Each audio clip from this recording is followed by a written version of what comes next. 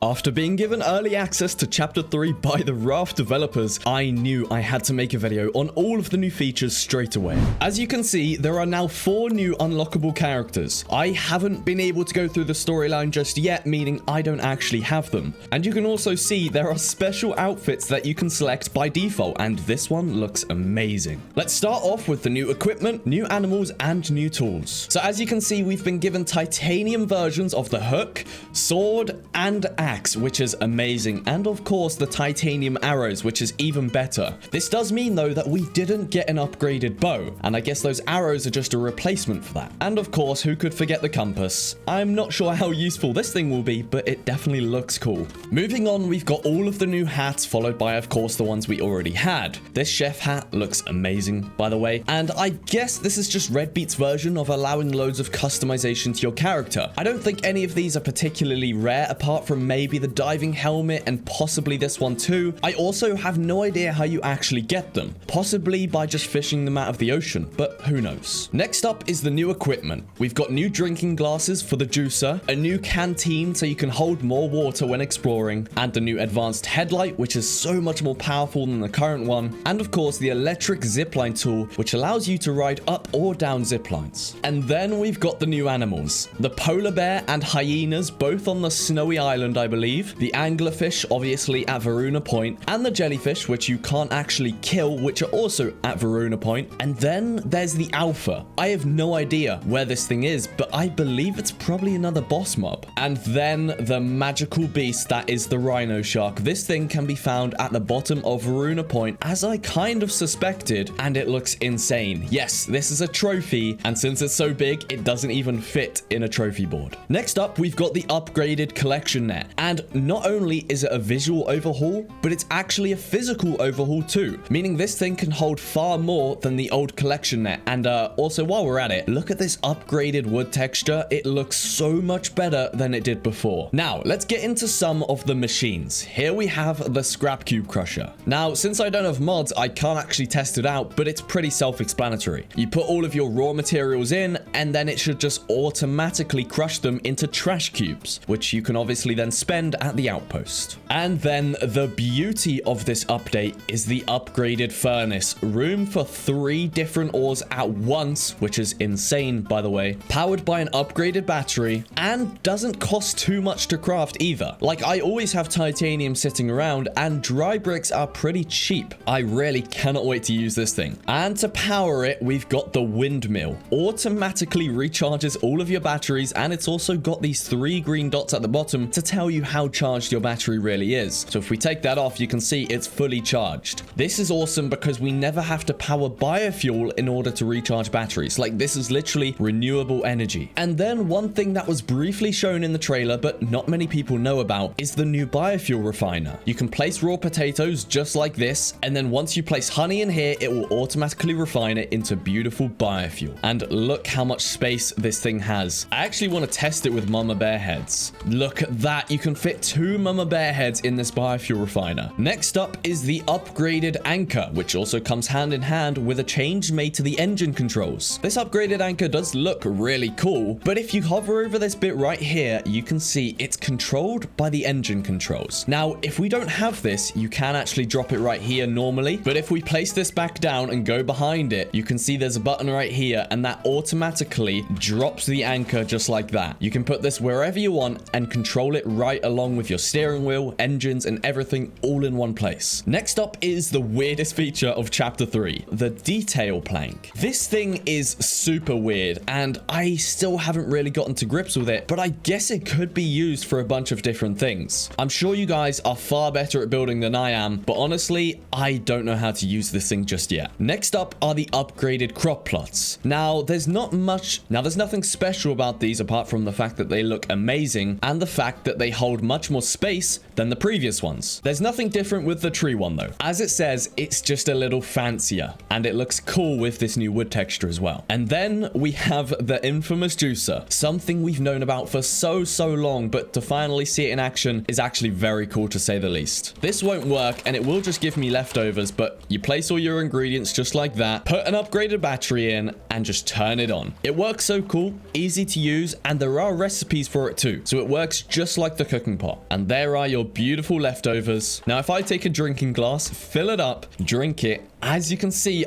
I got a tiny bit of a bonus. And now the advanced grill. I am so glad this thing is in the game. I'm kind of bummed out that you can't actually use this bit down here as storage, but I guess it kind of makes sense. Now, if I put an advanced battery in there, let's see how much space this thing's got. Oh my god, 6 potatoes at once. Now this is efficiency right here. And while that's cooking up, let's take a look at the Scarecrow. This thing's a little bit weird, I won't lie to you. It freaks me out. But the good thing about it is that it actually can't be destroyed by birds, meaning your seagulls will never come close to your crop plots. That's actually one of my favorite features so far. Now, next up is something that is just so damn cool, and I can't wait to see how people incorporate this into their rafts. It's 2 drawbridges, one longer than the other, but look at that. You can reel it back in, put it back out, connect it however you wish. Now, a fridge. And inside, we've got all of the new herbs that can be found at the 3rd destination in Chapter 3. Utopia is the 3rd destination, and it seems like they've got life figured out. They've got a bunch of herbs for us to use in our kitchen. Now, I don't actually know how these things work, but I assume the cooking pot has received new recipes. And then we've got the wardrobe, and yes, it is functional. We can change our outfits inside just like this. And you know what? I'll switch to this one because it's kind of the color of Rye Games. Now, we're getting into more of the decoration stuff. We've got a bitten off surfboard, which actually looks really good. And then we've got the infamous foundation counter that we saw just a few weeks back. And then the very cool looking tic-tac-toe board, which is actually really simple to use. A couple more pieces of cutlery, which come from the Temperance Island, which is the snowy island, the 2nd one in the final chapter. And then some more plants from the Temperance Island. All 3 of these are from there, and they look really, really cool. As well as these 2 rugs, and of course, the instruments. Listen to this. I love that. I love that so much. That is so cool. Now, these 3 paintings are all from Temperance as well, and I think it confirms my suspicion that those orange suits are either radiation suits, but they could also just be suits for the cold weather. I'm not too sure, but that's definitely a laboratory right there. And then we've got all of the new decorations from Utopia. All of these are really unique and just look really, really good. And there are also some plants right there that come from Utopia as well, but my favorite decoration piece are these 2 things. Something that can also be found on the trading outpost, and as soon as I saw them, I wanted them into the game because they're literally colored lights. I know these things are going to add so much atmosphere to your guys' rafts. Now, although that is most of the bare bones features, it's important to remember that there also have been 3 islands added, an entire storyline, loads of new animals that I haven't been able to physically show in this video, and of course, tons of new achievements added, all of which I'll be chasing as soon as the update comes out. But if you want to see a close-up of all of the locations, perhaps even the boss at Varuna Point, once again, thank you so much to Redbeet for allowing me to do today's video. It's an absolute honor and honestly a childhood dream of mine. So thank you so much for this great update.